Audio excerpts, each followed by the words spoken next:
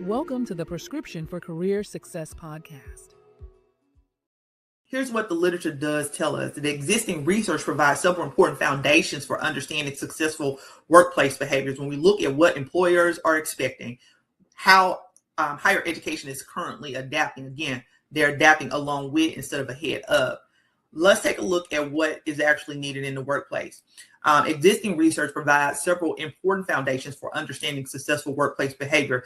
Goldman's work on emotional intelligence emphasizes competencies such as self-awareness, self-regulation, empathy, and relationship management, all of which contribute to effective interpersonal interactions. Likewise, Pelasco and colleagues established adaptive performance as an important workplace outcome by demonstrating the importance of learning, flexibility, problem solving, and managing uncertainty.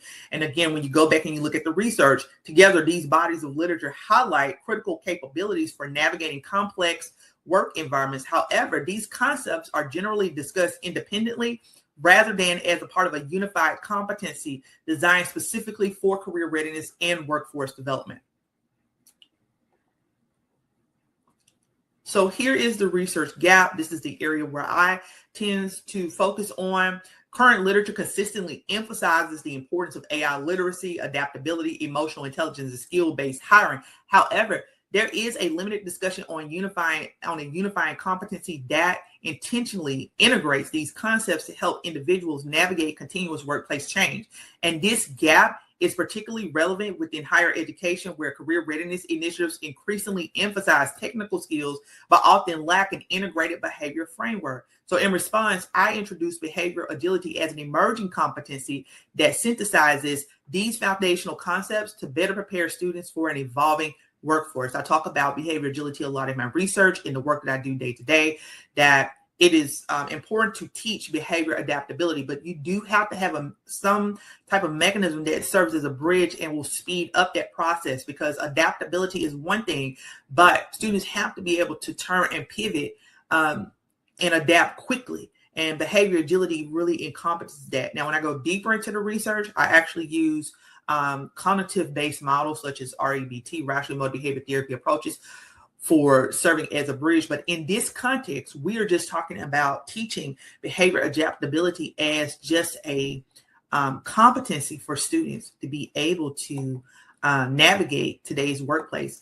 Remember what employers are looking for. Employers are looking for those individuals who have the ability to, problem solve, to be able to adapt to real world situations. And so those things that we were in the past using as a tool for professional development, remember that upskilling and reskilling now is going to be a continuous mode in the workplace. So the expectation is there for individuals in the workplace to be able to continuously adapt and evolve with the changing workplace needs. So let's take a look at what is behavior agility. Behavior agility as defined, and again, this is based on my research, as defined as the ability to leverage emotional intelligence skills to situationally assess, evaluate, and intentionally adjust cognitive and behavioral responses in real time to adapt effectively to changing workplace demands. Unlike adaptability, which often describes an outcome or performance, behavior agility focuses on the intentional process individuals use to respond to changing circumstances. And that can fall into whether we're adapting cognitively, behaviorally, and whether it's an emotional response we're adapting to, or we have to upskill or physically do something to make sure that we are keeping up with those workplace demands. It draws upon emotional intelligence, cognitive evaluation, behavior adjustment, and adaptability while emphasizing purposeful decision-making rather than replacing existing theories. Behavior agility builds upon them by integrating those concepts into a competency specifically designed to support career readiness and workforce development. And here's why behavior agility matters.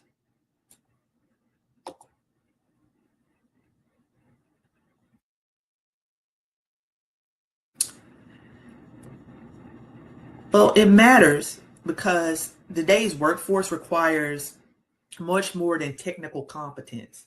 Employees must continually navigate ambiguity, changing technologies, and shifting organizational priorities and evolving professional expectations. So when you're dealing with something like this shift in the rise of AI, how do individuals adapt to that? Even for those individuals who are already in the workplace, it's going to require a competency that allows you to have that flexibility. And behavior agility helps individuals intentionally regulate their responses, remain open to learning, and to respond effectively rather than impulsively to change.